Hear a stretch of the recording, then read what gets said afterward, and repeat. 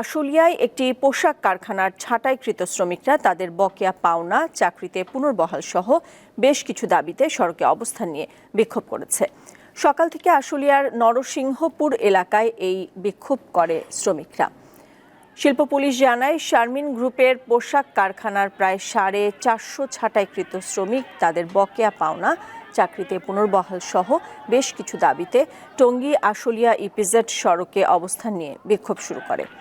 এ সময় তারা তাদের বকেয়া পাওনা সহ দাবি আদায় না হওয়া পর্যন্ত আন্দোলন চালিয়ে যাওয়ার কথা জানান।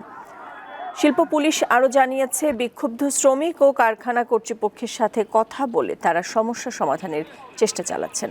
এছাড়া যে কোনো ধরনের অপ্রীতিকর ঘটনা এড়াতে ওই এলাকায় অতিরিক্ত পুলিশ মোতায়েন করা হয়েছে। আমাদের 4 মাস 13 দিনের বেতন আমাদের পাওনা আবার ঈদ বোনাস আছে, কারণে এটা দিতে হবে। আমরা যেহেতু অপরাধী, আমাদের লিজ দেওয়া হয়েছে, আমরা অপরাধী, আমাদের ছাঁটাই করা হয়েছে। 4 মাস 13 দিন টাকা দেবো, প্লাস 2 ঈদ বোনাস, এটা দিব না, মালিককে আমরা 10 দিন টাকা দিব।